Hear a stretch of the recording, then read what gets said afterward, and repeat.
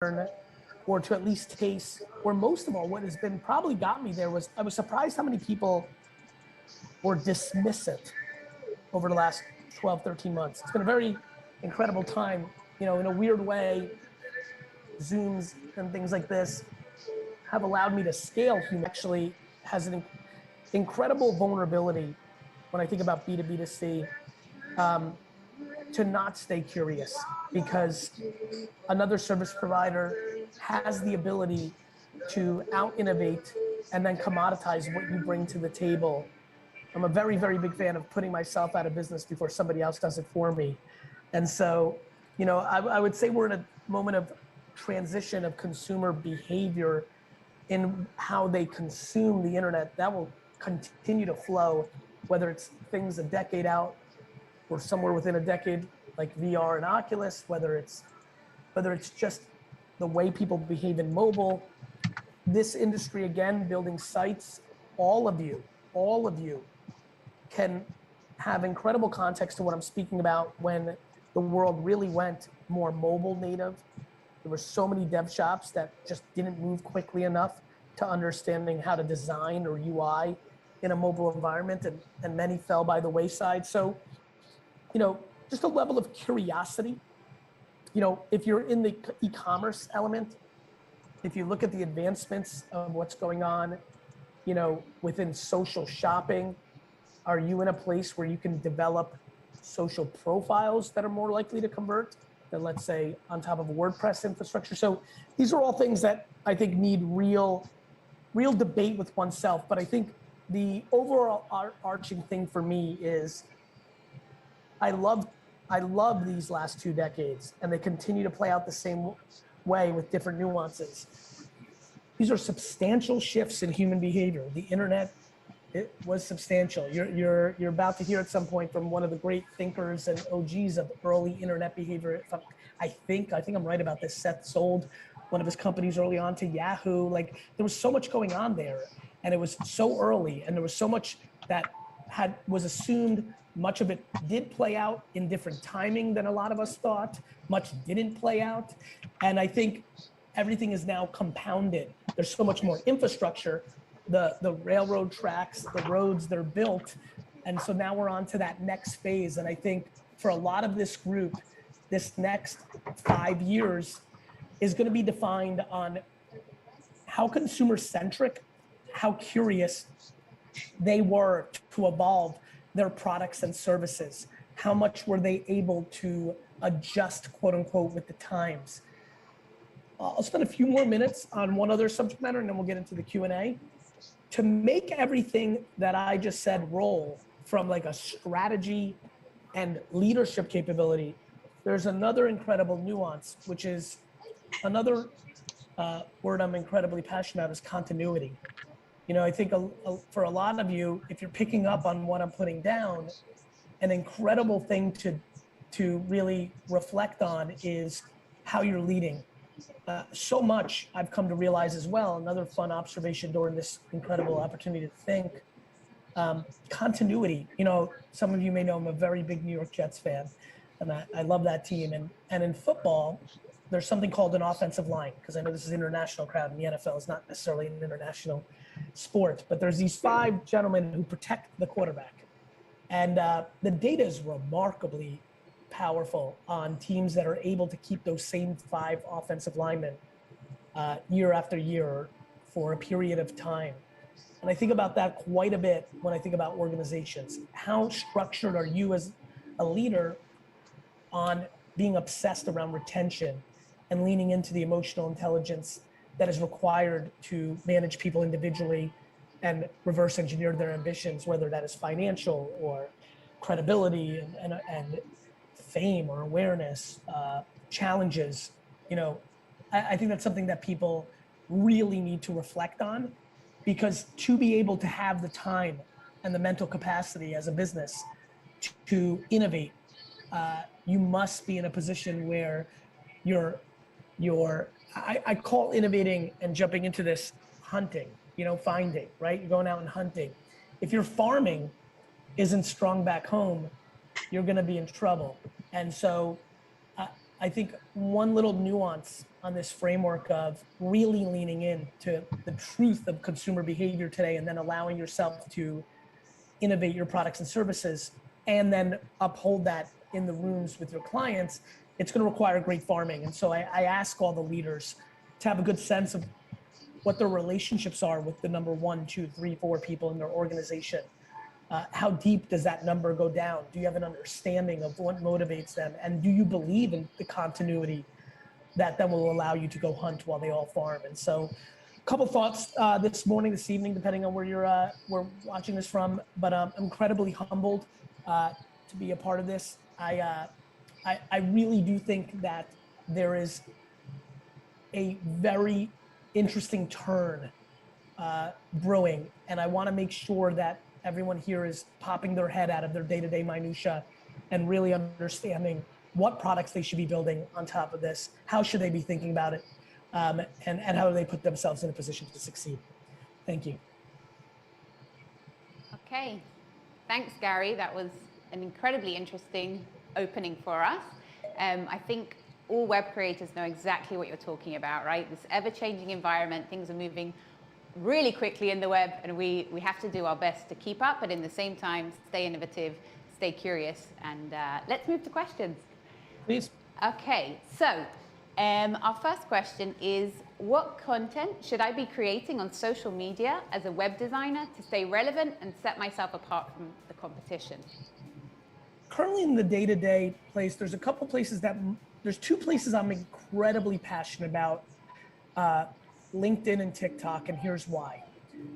Over the last 15 years, just playing in these spaces, these platforms go through very similar trajectories where you have this early group on them, if it's destined to become a bigger platform, and it's just good old-fashioned supply and demand, a very simple principle. There's more demand on them. There's more people consuming content on them than people are creating from a content standpoint, right? And so what happens is early movers, especially if they're able to provide value, whether that is information, escapism, entertainment is obviously major on these platforms, but I always tell people there's always a place for expertise, understanding of a topic, domain knowledge. And so the reason I like TikTok and LinkedIn for this crew is it's a biz dev portal, right? On TikTok, you have an incredible environment of independent creators who are making a real living at this point through brand deals, through selling merchandise. And as they mature, their website, their web presence really matters. And especially when you get into accessories and merchandising. And so putting out content that is contextually native, which doesn't mean you have to dance and create the web developer jiggle. It's more about putting out content that you actually feel brings value, and then maybe doing some subtle editing within the app. And then obviously on LinkedIn, LinkedIn has been an incredibly interesting one for me. It was for almost a decade a utility, right? It was a place where people really used it for getting jobs, resumes, all that kind of reality we all know, recruiting. Over the last half decade, maybe a little bit more, it has emerged as a meaningful, content hub. And there's an incredible amount of consumption on it, and enormous amounts of B2B decision making happens in it. And again, content creation is about self-awareness. As a matter of fact, this is great to have Seth here today. Seth is one of my favorite people to read. He has an incredible skill set to be able to write and make you consume it and enjoy it. That was not my destiny. I don't have that skill. My comfort zone was more in video, and that was a comfort zone for me. What's amazing about LinkedIn is whether it's the written word, whether it's video, or an emerging thing that I'm seeing from people is they have the gift of gab. They like to do the talking, but for some unfortunate reason, they have a level of insecurity of being on video, which comes in many shapes and sizes. And I think that the recording of an audio clip and then posting it in a LinkedIn environment is an opportunity for many, even when you get a random great thought or an observation of things that people should be thinking about. So LinkedIn and TikTok have the organic reach to allow everybody who's watching here who doesn't have any audience, that a meaningful piece of content that was destined to get a little awareness becomes a biz dev portal. Those are two places I would focus the most on the supply and demand of attention.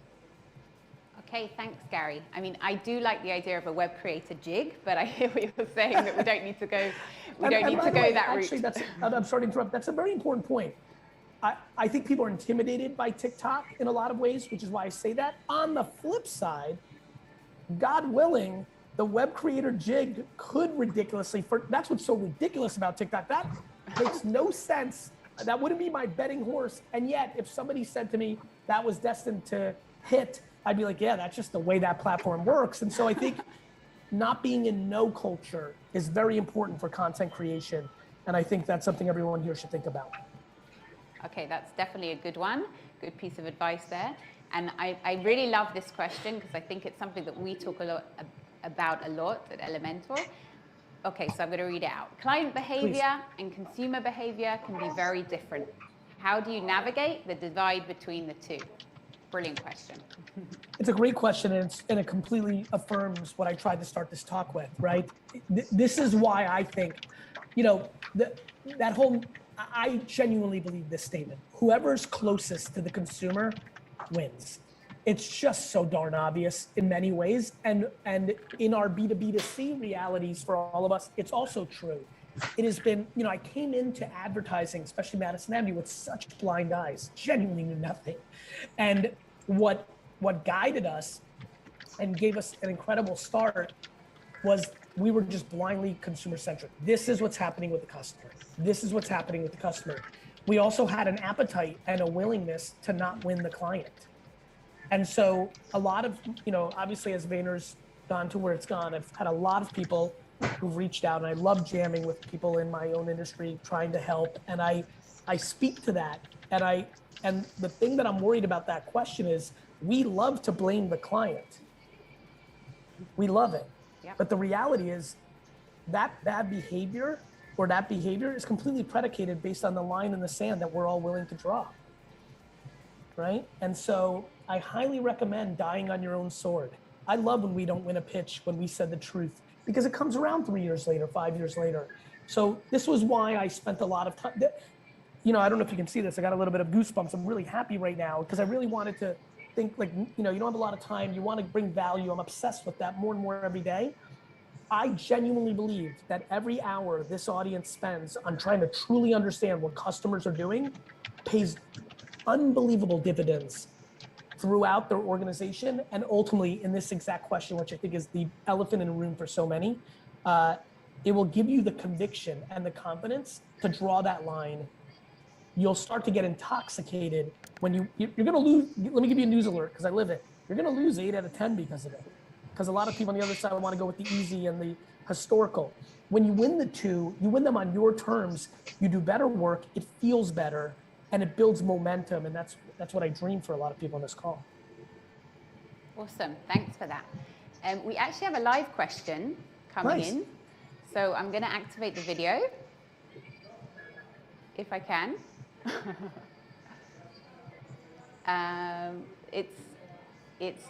It's live, so we're going to carry on with some more questions. No worries. I'm gonna keep reading. Please. All right. So our next question is, I hear that we do have the live question. Let's do it. So I'm excited for this one. So, Boom. there it is. There's the live. Oh my God, we have Seth Godin with us. What an honor. Seth, how are you? It's good to see you, man. And I've just been sponging up everything you've been putting down. Thank you. This is one of the great moments of web history right here on the screen. And here we are back again. So you just answered my last question, but the next one I have for you is this. You are really clearly continually living on the frontier and dancing with the future. But you've been at this ever since the wine store in New Jersey. And the question I'm going to ask on behalf of web creators is, what's the one thing, not the next big thing, but the old and still reigning big thing that they don't get yet? Just let us know. That's a great question. Thank you, Seth. First of all, it's just really good to see you. I hope you're well. We need to go for a walk soon. Yeah, I'll text you after this. Thank you so much. It's so nice to see you. that the mix of math and intuition is a very important relationship. I think the thing that has allowed, you don't know what that feels like. And I think I hope I've made it clear every time we've interacted, my incredible admiration for you.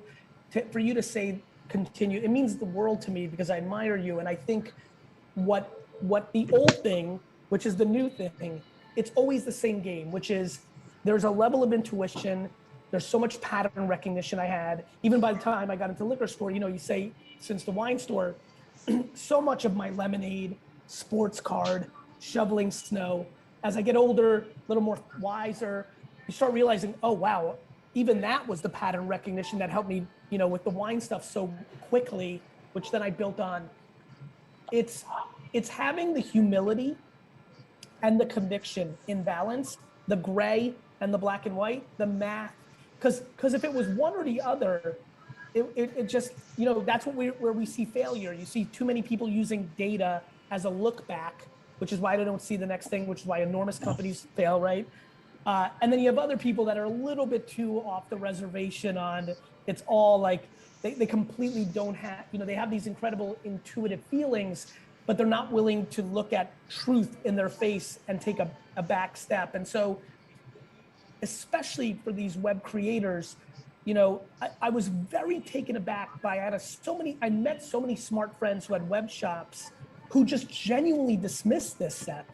These were my first rodeos. So I hadn't been around smart people who were blindly pushing against something that was so obvious because they either were tired and didn't want to, I have a lot of empathy for it. They were tired and didn't want to learn a new craft. There was they were making too much money and they didn't want the thing to change. I always tell people, I don't want TikTok to happen. I've got Instagram figured out. I don't want Instagram to happen. I had Twitter figured out. I don't have this great want for these new things to happen. They become work every time. But I know that there's no shot for me to be successful in what I do without it. So I would say the relationship between intuition and math and not over-indexing in one or the other. And if it doesn't come natural, one or the other, surrounding yourself with teammates, that is just a tried and true old thing. Thank you, sir. Keep leading. Thank you. Thank you, my friend. Talk soon. I can't wait. That was a huge treat for us. Gary, I hope you're down with the surprise. And Seth, thank you so much, and we'll see you a bit later. Okay, so I'll move on to the next question for you, Gary. Another great one. Done or perfect? Is always done better than perfect? And is always perfect done? The people out there are curious about what you think. Perfect is an insecurity. Now, in web development, it has to work, right? But I find that people that are in love with perfection are using it as an excuse to not be judged, to procrastinate, to create leverage, that they're perfectionists around the others to give them control. So I'm a big fan of done, big fan. Okay, I really love that answer. I feel like you were speaking directly to me, so I'm sure it's resonating with other people as well. Next question. What's the most important post-COVID trend? Apps, social media, what do you think? What's the most important trend that we're seeing? The macro trend is eliminating friction, right? You have a lot of people in their 40s to 80s that got accustomed to less friction, right? They know what people, let's say under 40, have natively been comfortable with. And those are arbitrary numbers. I'm 45 and I'm very in this, but so I think the trend is eliminating friction. So whether that's last mile delivery, whether that's a million other things, I couldn't push people enough to, in their web development, create experiences that eliminate friction. Like nobody wants a big banner pop up to sign up for the email, even though it converts well. But how can you do it better? Because it eliminates a little friction. People that can advance things to eliminate friction will be the big winners. So lack of friction is a huge consumer want. It's always been, and it's been accelerated with COVID because people got into convenience realities in their day-to-day. Okay, love it. Next question. What is the best way to get leads when you have a low budget for marketing? We're really all over today. Loads of different directions for you. Good question. LinkedIn organic content. I'm telling you, everyone, you will be blown away. You could have no followers. You cannot even have a LinkedIn account. And you can create one, post your first post of three. Let me give you a good one. You're in the mood. You're a good writer. 21 things to think about in 2021 when designing your website. That's what you title it. You write it. You'd be shocked how many leads come from things like that. But you got to stay with it. It's like working out. The first exercise is not going to get it done. Keep chipping away at it. Okay, I think this is a great follow-up, kind of, because it's this next question says, when you first started VaynerMedia, how did you go about signing up your first clients without a portfolio? From what I understand, they were quite big accounts too. They were. I had a little bit of an advantage because I did what I'm telling everybody here to do. I was creating Twitter content, a lot of it, and had built up a little bit of a notoriety for being right or being ahead of things. And that led to, Campbell's and Pepsi to consider us, to give us a shot. And so the NHL. So it was my content that led to relationships that led to business. And I believe everybody here can do it too. And LinkedIn and TikTok are incredibly organic places right now, and one needs to be figuring that out. Okay, great. Next question. 3 recommendations to better understand the consumer. Listen, and let me explain by that. Discords, Reddit, Twitter, Instagram, Explore. Those 4 places are incredible. Join Discords, join Reddits, use hashtags and look at trending topics, use the Explore page. Spend your time in communities to extract consumer insights. Read and contribute. Join Facebook groups. I think Facebook groups are very sneaky and good. Local ones, subject matter ones, AKA if you're a web developer in Mexico City, join the Mexico City Entrepreneur Facebook group. Subject matters, join small business group. Small businesses always need your work, so that kind of stuff. Okay, great.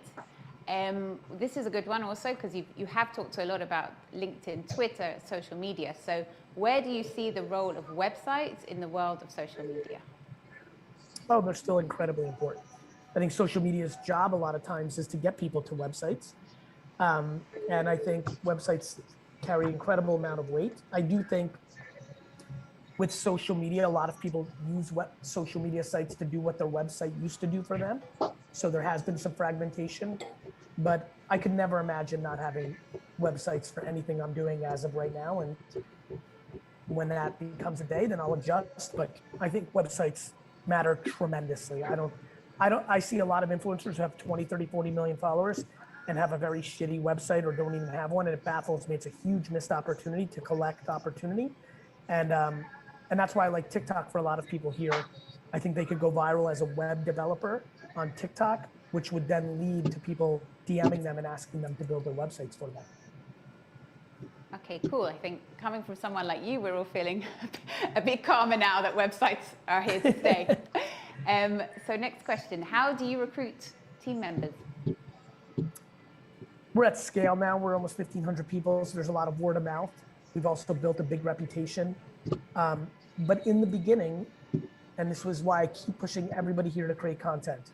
It's about creating content because when you do a nice post on LinkedIn that's smart, people are going to go to your LinkedIn profile. They're going to click your website. You're going to have a hiring link on your website and people are going to fill out that form. Content is it's the hunter. Your website is the farmer. We need to bring them there. So put out good content on LinkedIn. By the way, jab, right hook, one of my most successful, hooks. Put out content for them. 21 things to think about, 5 good rules, how to navigate iOS 14, just good thinking, the things all of you know. But then maybe the 10th post on LinkedIn is I'm hiring somebody. Hi everybody, I'm hiring somebody. And boom, it just sends it that way. So, I think about that stuff. Cool. So this is a great question. We have a 16-year-old watching. and they want some tips for how they start a business. You just did. You know, what's amazing about it is you don't have to overthink it. You have to decide what you're selling. Are you good at selling it?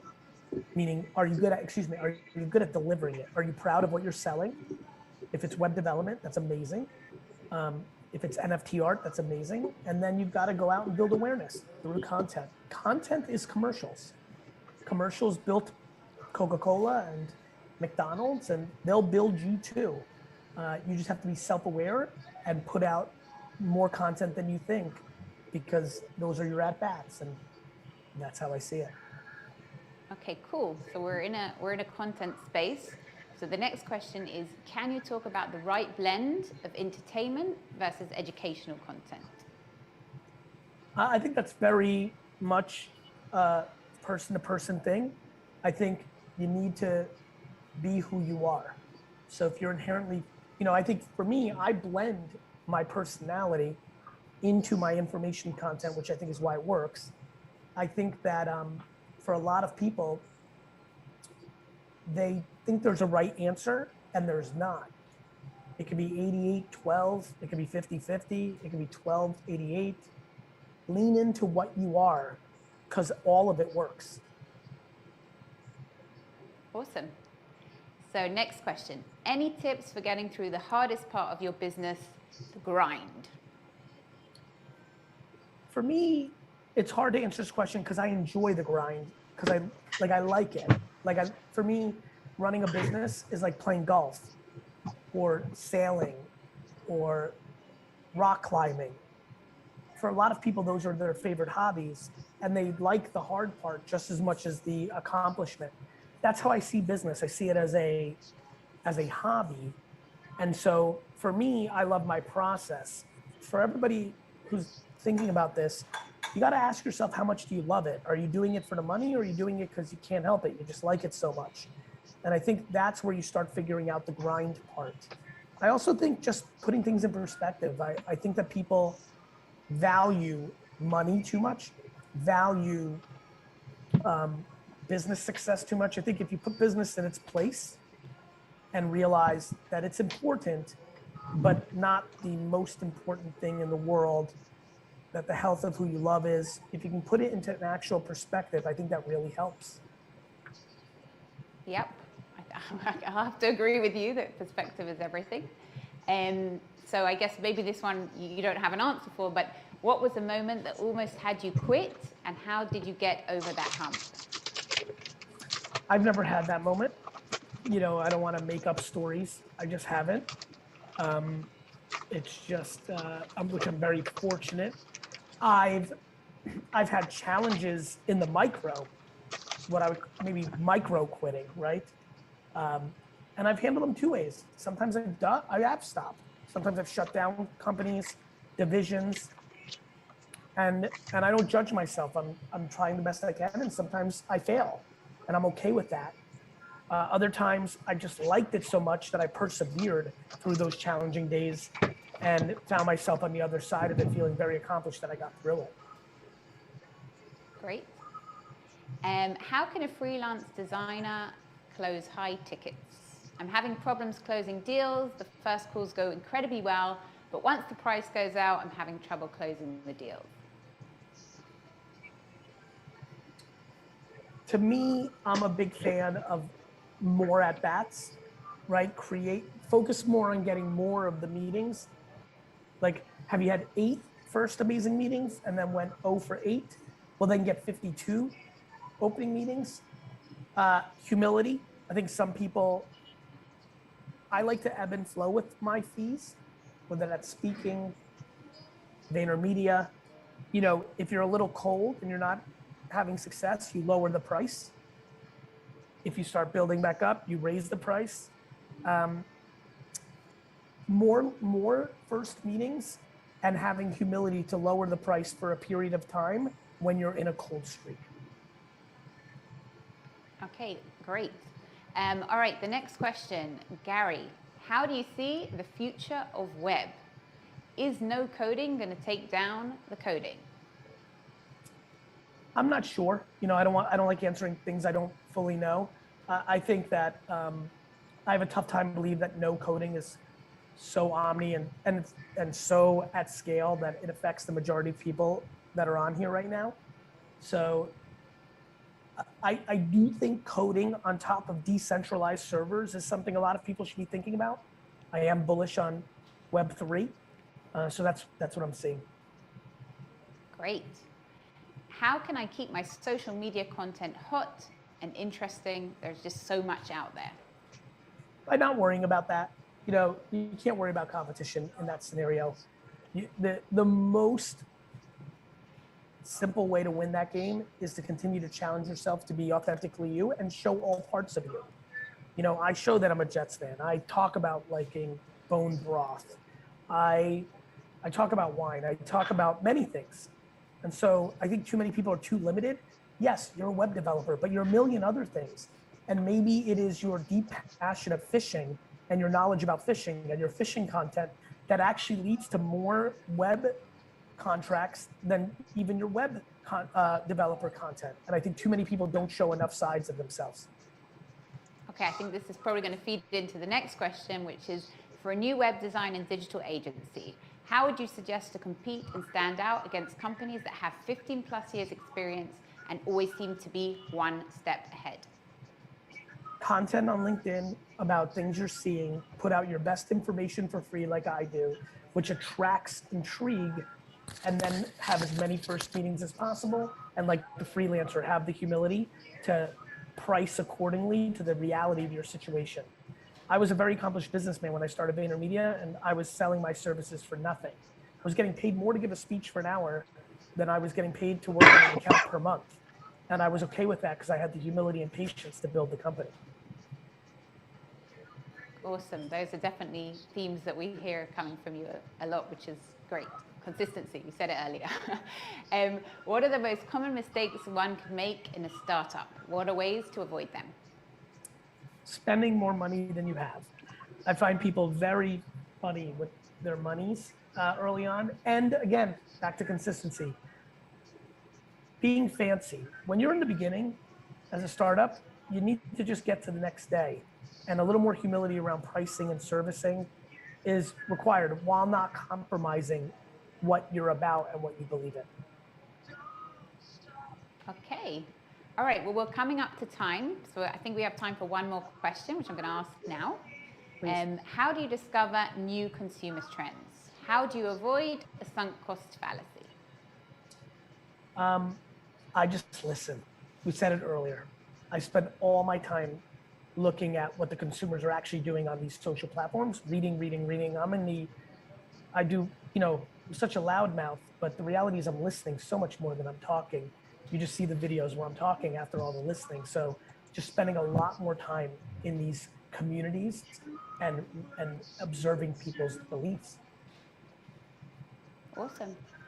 Cheers. I'm kind of blown away. Thanks so much, Gary, for being with us. We really appreciate it. Thank you, everybody. I hope you enjoy Seth as I know you will. And we'll talk soon. Bye, everyone. Bye, Gary. Thanks so much. Okay, that was quite incredible. I hope you enjoyed Seth Godin's surprise visit as much as we did. And guess what? We're going to enjoy more from him in our next session, starting at 12 p.m. EST on must-have skills for web creators. I'm looking forward. We can already see a lot of your photos across social media, loving them. Keep them coming. Our first winner is, and I'm really going to try and say your name correctly, Dhruv Pandya. You'll be getting a smartwatch. This is going to help you with your productivity and your workflow, and it will be on its way to you soon. So congratulations. I'll see you again at 12 p.m. EST. Bye.